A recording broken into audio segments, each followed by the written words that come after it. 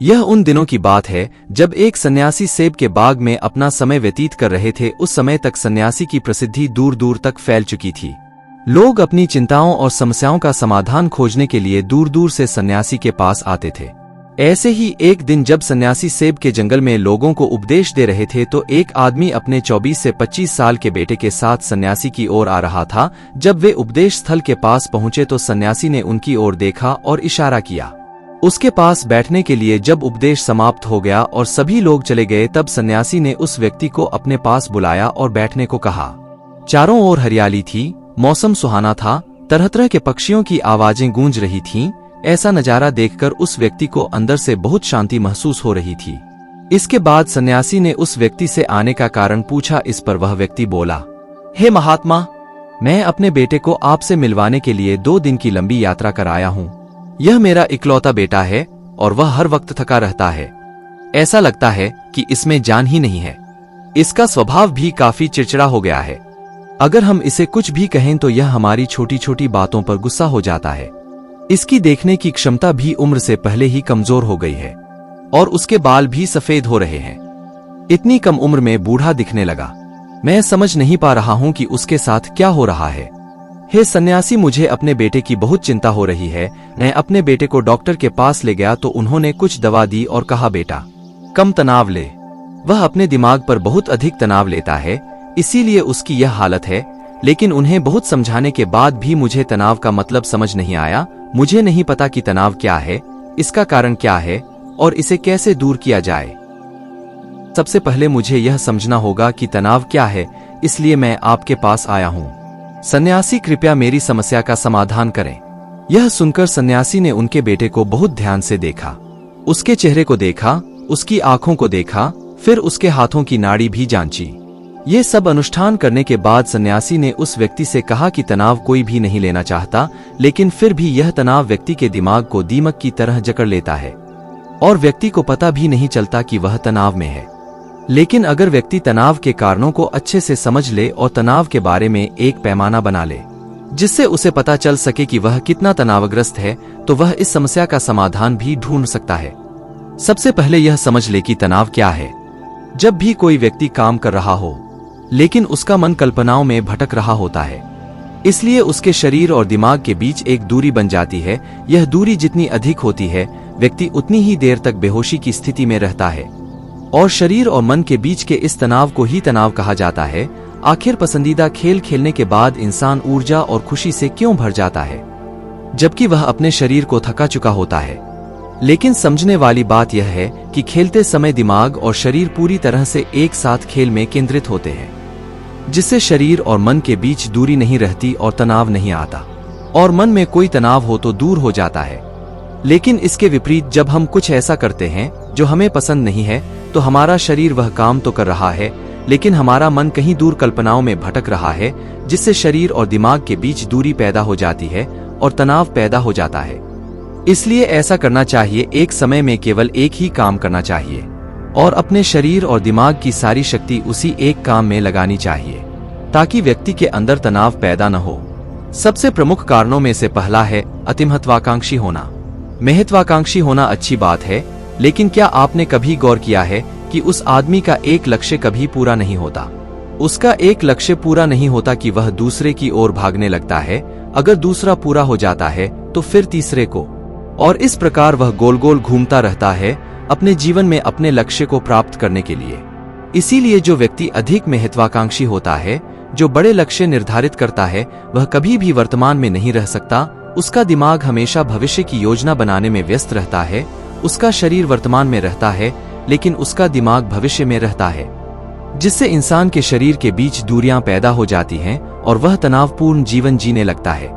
सन्यासी के मुख से यह बात सुनकर लड़के ने सन्यासी से कहा कि इसका मतलब है कि हमें लक्ष्य नहीं बनाना चाहिए, क्योंकि लक्ष्य निर्धारित करना भी महत्वाकांक्षा है। इसी बहाने सन्यासी ने कहा कि जीवन में लक्ष्य रखना कोई गलत बात नहीं है, लेकिन समस्या तब उत्पन्न होती है जब हम अपना सारा ध्यान उस लक्ष्य को प्राप्त करने के परिणाम पर केंद्रित कर देते हैं। व्यक्ति को वर्तमान में जीना चाहिए।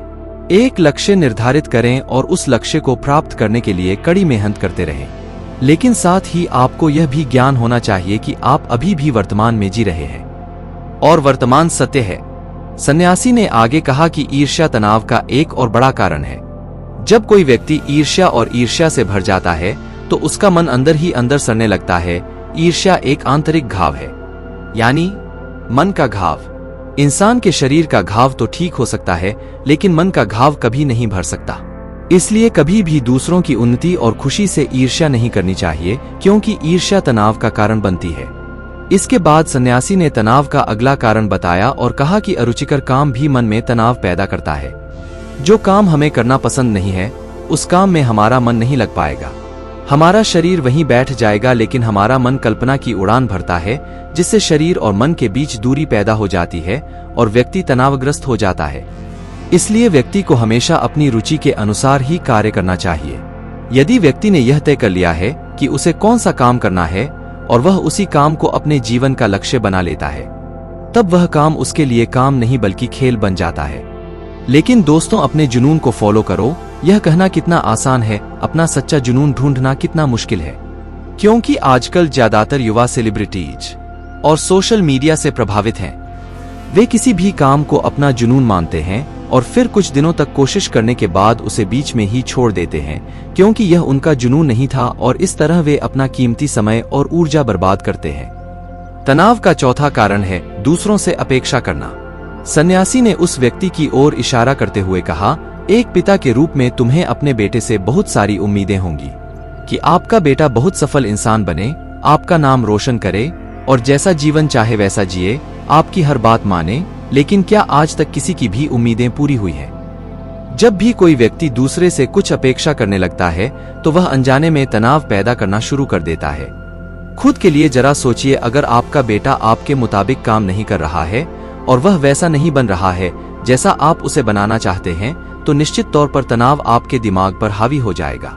आप तनावपूर्ण जीवन जीने लगेंगे और इस तनाव में आप इस तरह व्यवहार और बातचीत करेंगे कि आपके अपने बेटे के साथ संबंध बद से बदतर होते चले जाएंगे। इसलिए व्यक्ति को दूसरों से अपनी क्षमता से कम उम्मीदें रखनी चाहिए, और अगर आप पूरी तरह से तनाव मुक्त रहना चाहते हैं तो दूसरों से उम्मीद करना बंद कर दें। इसके बाद सन्यासी ने कहा कि शारीरिक कष्ट भी मनुष्य के तनाव का एक कारण है। जब कोई व्यक्ति किसी शारीरिक दर्द से गुजर रहा होता है तो उसका पूरा ध्यान उस दर्द पर होता है और वह सारा दिन बस अपने दर्द के बारे में ही सोचता रहता है, जिससे उसका मन दुखद विचारों से भर जाता है और ऐसे में व्यक्ति तनावग्रस्त रहने लगता है। यह सब सुनकर वह व्यक्ति बोला कि हे सन्यासी, शारीरिक कष्ट किसी भी व्यक्ति को हो सकता है, तो क्या वह व्यक्ति जीवन भर तनाव में रहेगा? इसका उत्तर देते हुए सन्यासी ने कहा कि मनुष्य को यह समझना चाहिए कि हमारा जीवन दुख का आधार है। जैसे जैसे हमारा जीवन चलता है, बीमारियां आती हैं और फिर अंत में मृत्यु आती है। इसलिए बीमारियां मानव जीवन का अभिन्न अंग है, इससे कोई नहीं बच सकता। यह बस किसी के जीवन में समय से पहले आता है और किसी के बाद आता है, लेकिन सबके पास आता है। जब मानव मस्तिष्क इस बात को अच्छी तरह से समझ जाएगा तो तब उसे अपनी बीमारी के बारे में सोचकर ज्यादा तनाव नहीं लेना चाहिए, क्योंकि यह हमारे जीवन का अभिन्न अंग है और इसके लिए शारीरिक व्यायाम का अभ्यास करते रहना चाहिए और स्वस्थ जीवन शैली को भी अपने जीवन में जगह देनी चाहिए, जिससे उनका शरीर लंबे समय तक स्वस्थ रहकर ठीक से काम कर सके। तनाव का अगला कारण है अपनी योजनाओं को समझने के लिए समय न देना। कुछ लोगों के मन में यह विचार घर कर जाता है कि वे बिना सोचे समझे उस पर काम शुरू कर देते हैं, और जब उन्हें उस काम में असफलता मिलती है तो वे तनाव से भर जाते हैं, क्योंकि उन्होंने उस काम को शुरू करने से पहले उस काम के बारे में पूरी जानकारी इकट्ठा नहीं की थी। किसी भी कार्य को शुरू करने से पहले व्यक्ति को उसके अच्छे और बुरे परिणाम के बारे में ठीक से विचार कर लेना चाहिए। व्यक्ति को यह भी अच्छे से सोचना चाहिए कि यदि यह योजना सफल नहीं हुई तो इसके बाद मैं क्या करूंगा। इसलिए व्यक्ति को अपनी योजनाओं को समझने के लिए पूरा समय देना चाहिए, ताकि बाद में वही योजना तनाव पैदा न कर दे। तनाव का सातवां सबसे बड़ा कारण टालमटोल है। आज का काम कल पर डाल देना। आपने यह कहावत तो सुनी ही होगी कि आलस्य मनुष्य का सबसे बड़ा दुश्मन है। मनुष्य अपने आलस्य के कारण आज के काम को कल पर टाल देता है और फिर टालना उसकी आदत बन जाती है। टालमटोल करने वाले का काम कभी भी समय पर पूरा नहीं होता है, और अगर किसी कारण से हो भी जाता है तो उतना अच्छा नहीं होता जितना हो सकता था, और फिर यह बात इंसान के अंदर तनाव पैदा करती है। लेकिन आखिरी समय पर टालना या ना करना एक आदत है, इसलिए न चाहते हुए भी व्यक्ति बार बार इस आदत का शिकार हो जाता है।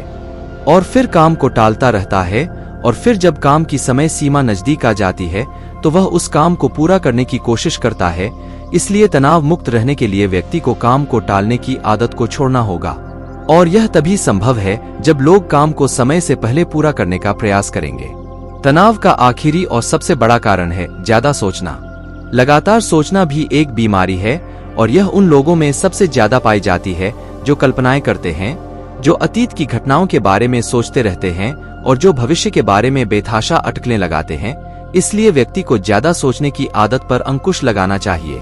उसे जितना हो सके खुद को काम में व्यस्त रखने की कोशिश करनी चाहिए, और प्रतिदिन ध्यान के अभ्यास को अपने जीवन का हिस्सा बनाए। सन्यासी के मुख से ये सभी बातें सुनकर वह व्यक्ति हाथ जोड़कर बोला, हे सन्यासी, मेरा बेटा अभी सिर्फ 20 साल का है और उसे इतनी समझ भी नहीं है कि वह सभी बातों का पालन कर सके। कृपया तनाव दूर करने का कोई आसान तरीका बताएं, ताकि मेरा बेटा भी उसे अपना सके और तनाव मुक्त रह सके। उस व्यक्ति की यह विनती सुनकर सन्यासी ने कुछ सोचते हुए उत्तर दिया, यदि आप इतनी सारी बातों का पालन नहीं कर सकते तो इसके लिए एक बहुत ही आसान तरीका है। आप एक समय में एक ही काम करने पर ध्यान केंद्रित करते हैं। आप उस समय जो कर रहे हैं बस उसी पर ध्यान केंद्रित करें, और यदि आपका मन भटकता है तो जैसे ही आपको याद आए अपना ध्यान उस काम पर लौटा दें। तनाव मुक्त रहने का यह सबसे आसान और अच्छा तरीका है। जब आप खाएं तो केवल खाएं, उसके स्वाद का आनंद लें, उसे महसूस करें। जब आप चलें तो अपना ध्यान केवल चलने पर केंद्रित करें।